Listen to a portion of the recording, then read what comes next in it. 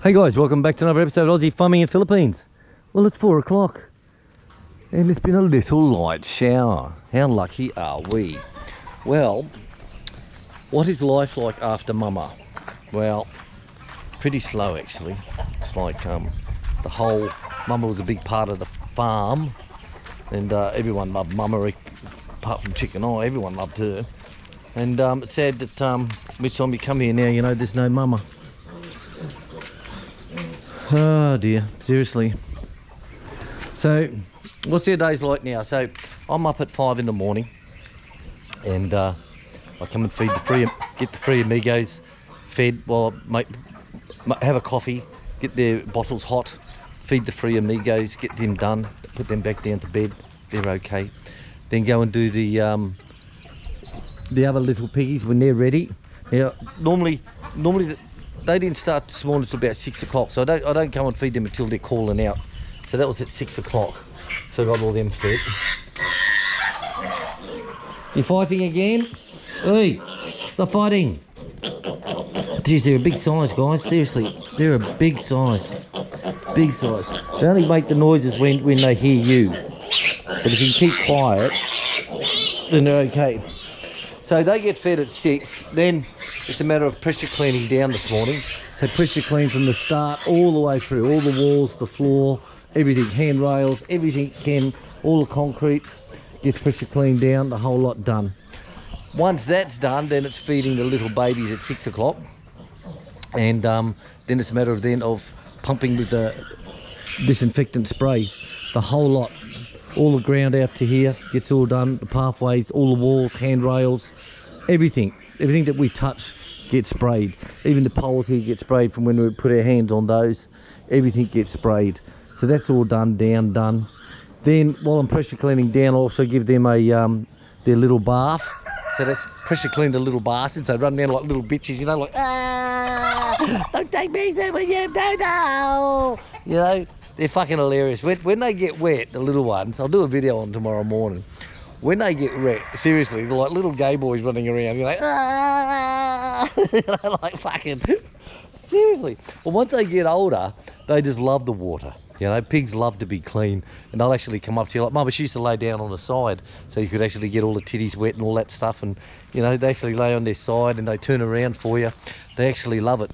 But when they're at this age, at a few weeks old, they run around like little bitches, you know, like, fuck me, what's that? They're hilarious.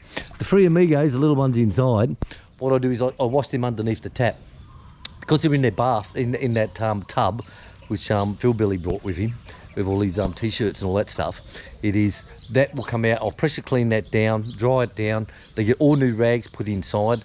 All the old rags get washed out by hand to get all the poo-poos off them and the food bowls, grains and all that stuff off them.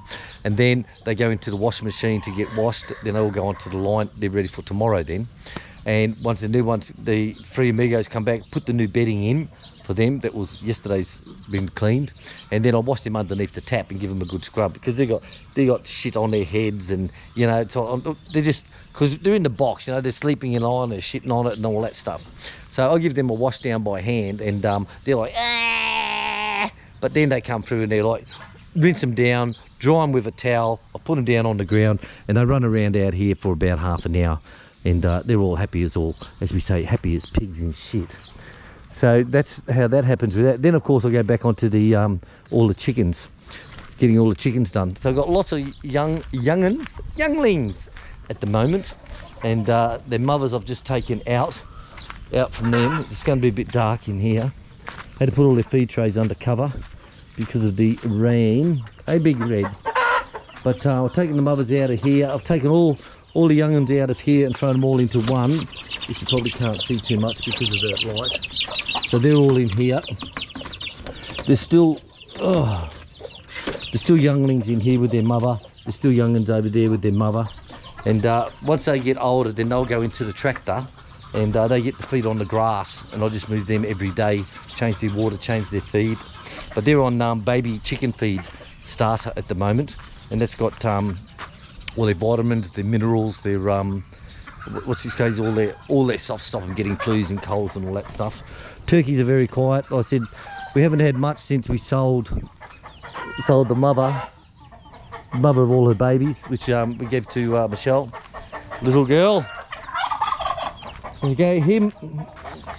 He's the last of the twins. The twins got sold the other day. A woman came here looking for I think it was 6 kilos she wanted. She said, he's about 6 kilos, we can afford 6 kilos for a function. So we said, yeah, you can have one of the twins.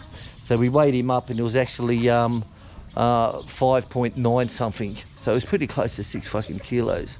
So that's left him now. He's our only male. So he's still a little bit gayish, and he's not servicing the girls.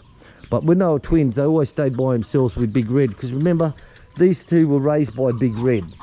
So, hey, Parrot, get your bitches in line. Hey, hey. Parrot, get your bitches in line. Right, and fight over the youngins. Snowflake. Well, Snowflake, as you know, was one of the old ones that we bought, the 10 peso chickens. He ended up running around shagging a few girls, and we ended up getting Snowflake out of it. Now, from Snowflake, we've had a couple of young'uns. White as white they are, so that's mixed. So Snowflake's a half caste, and now he's been shagging. He runs around shagging all the girls around here. Now, he's got some young'uns as well, so they're running around. So I don't know how they're going to turn out, but like I said, that's pretty well it. Every afternoon at 1:30 I take the goats out the back and be the shepherd and security for them. And it was quite funny. Yesterday I was up over the back paddock over here, and I'm down in the lower ground where there's a road. You got a road over here that goes straight up there, but you got another road that goes down to the creek. Who the fuck would buy them? I don't know, because that's absolutely creek running through your property. So anyway, I'm down there with them, and they come up onto the top area. So that's the only place, there's only 2 places that's got shade for me, and yesterday was fucking hot, mate. See, one of the hottest days out. I went through 2 tubs of water yesterday. And so they eating the grass going up. And so once they're all up there, then I come out of the low area and I come around onto the road. And bugging me, there was a guy coming down from the top area here.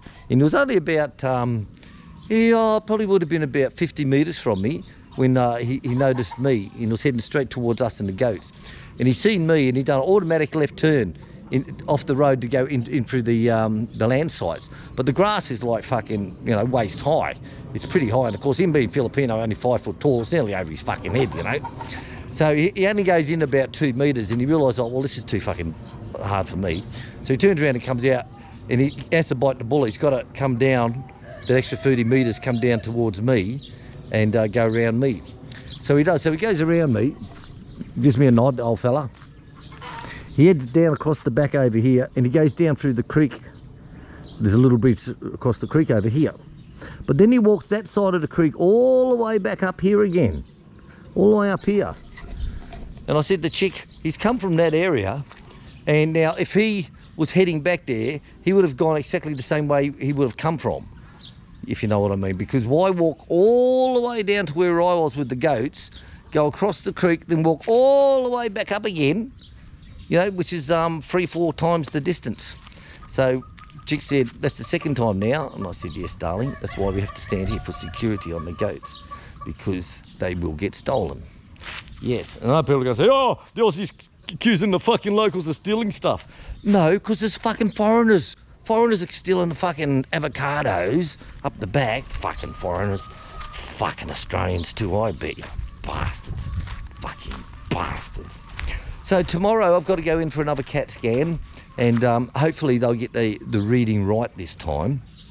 So I've got to go on all the fasting tonight and all that stuff.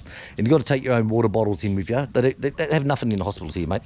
So you take your water bottle in, and they got to go in and they'll scan you through. Then they'll say, right, have a drink. We want to fill your bowels up with water, so that we can do some more scanning. And then they come back out again later. They go, right, now we want to fill your ass up with water so we can fill your asshole up with water.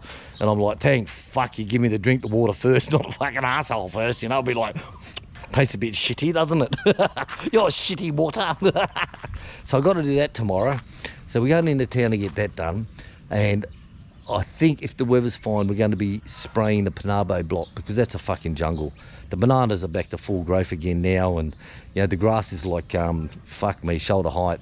It's absolutely incredible. So So hopefully we can get that done. Then we got to see the doctor again at 2 o'clock in the afternoon. So we just hope that the readings are right this time, because last time they said my appendix fucking was perfect when I had it out at 12 years old. And they're not saying anything about the screen, you know, from the hernia operation. You know, it hasn't come up in any of the previous CT scans or the other scan we had. Nothing's coming up at all. The MRI, nothing's coming up at all. So I'm going to ask them tomorrow is can they see the screen, which they should do. And if not, I'm starting to wonder, did they put a fucking screen in, or did they just do a bloody Band-Aid job on repair? And that's why I got so many gut aches. I don't know. It's fucking weird shit, hey? So that's us on the farm, guys. Like I said, the rain was just a little bit of rain. That was it. It's sort of like just enough to wet the ground type thing, you know. It's nothing really too much. Hopefully Wednesday I'll be able to get some grass mowing back down again, because even though this looks good, in my eyes it's not. You know, you got to keep a clean farm, a happy farm. So our day is just feeding the piggies.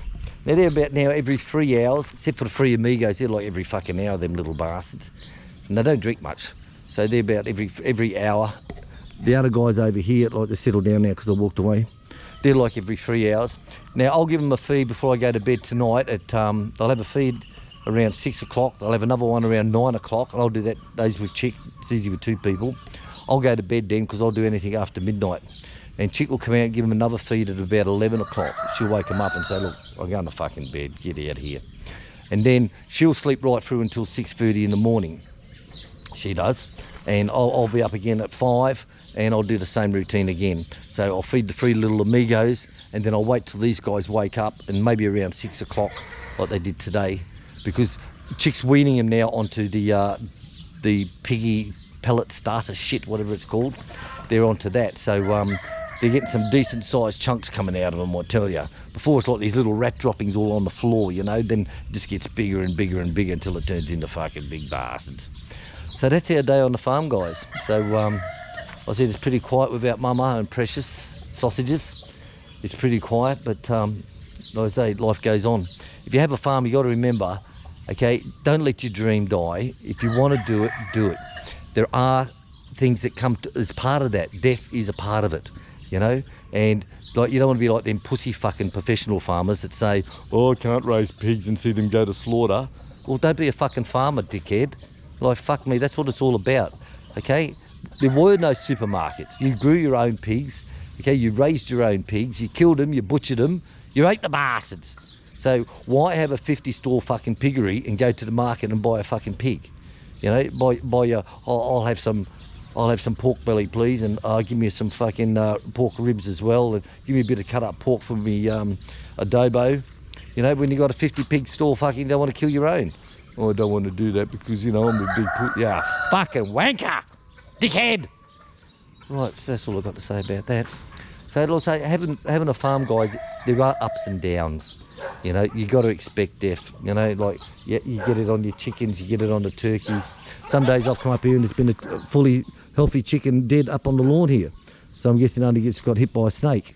You know, because it's fully healthy, it's big, it's solid, it's got heaps of meat on it, it's got no snot, no nothing, and it's halfway up there. So snakes hit it. You know, you get used to that.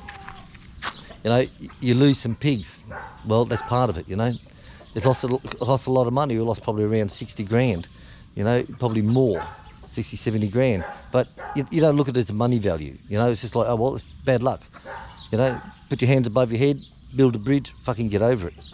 So that's what we do. But now it's given us time to, we got all these young'uns now, and we'll pick the biggest and the strongest out of them, the females, and they'll be our next breeders. And they'll give me time to fully enclose this off and put baths at each doorway. There's going to be a foot bath at each doorway, plus a main foot bath when you go in. So you learn, you know. And today we had, normally the water guys come on a Tuesday, but because we're using up so much water in all the bottles for the babies, plus we're using it as water in the kettle to warm up. We don't use the tap water, we use the fresh water to warm up the bottles to make them hot. We've run out of, we had 10 bottles that were used up this week. So they should be coming tomorrow. But Chick rang him up and said, when you're going past the house today, which, you know, that you see him going past, can you pop in and do our water today for us? And they said, yeah, no problem. So they propped in this afternoon before I went out for the goats. It's probably about 1 o'clock they turned up. And they said, how come you're going through so much? Normally you go through 4 or 5. How come you're going through so many? And she said, oh, the babies, blah, blah, blah, blah, blah. Because we bottle feed them, we haven't got mower. And he said, oh, other people have lost their pigs as well. And but they died beautifully. And I said, chick, what the fuck does that mean? You know, like, fuck me, come on, speak English. She goes, well, there's talk of swine flu and there's talk about them bleeding and blah, blah, blah. But there's people that they deliver water to that their pigs die and there was nothing ugly about them when they died. You know, just like Mama Pig was. And I said, oh, okay. So there's something else going around then. She goes, well, they seem to think so. Well, who the fuck are they? Are they the ones that say smoking's bad for you? Who the fuck are they? Hey, oh, too many fuck words for Danny. Hey, Danny, here's for your Labradors, mate. And one for you, Danny. Fucking coward bitch. Right, that's all I've got to say about that. So the water boy said that there is happening on other farms. And it's the same as what's happened to Mama Pig, by the looks of things.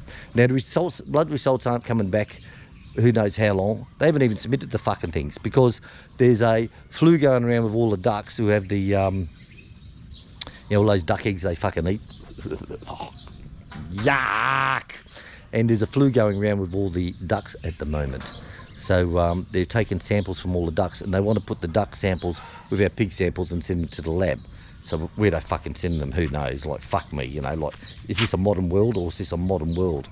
So they took blood samples last week and they still haven't even submitted them. Of course, all the pigs have died by now, fucking, so what can we do? They'll probably come back and say, oh, sorry, but the samples were no good, sir. Yeah, fucking no good you bastard. So yeah, I'm not happy with the veterinary styles of the government here. You know, they've got these organisations and they send people out and they, you know, take blood samples and they say, right, we do this, we'll get the samples, we'll tell you what it is. Fucking a week later, still haven't sent the fucking samples off to be tested. Oh, fuck my dog, seriously. So you lose faith in it. So the best thing is just keep doing what you can do. Like we were feeding electrolytes, we were feeding them vitamins, heaps of water. You know, you just keep giving them the best you can. That's all you can do, guys. All right, I'm going to say TTFN, ta-ta for now. So thanks for watching. Like I said, it's been a bit slow the last weeks, and at the moment because we had so much time using with the pigs. You know, now with the little ones, it's starting to get a little bit better. But the trouble is, it's very tiring, very fucking tiring, I'll tell you. All right, catch you later, guys. Thanks for watching us on the Aussie Farm in the Philippines. Catch you later, guys. Bye bye.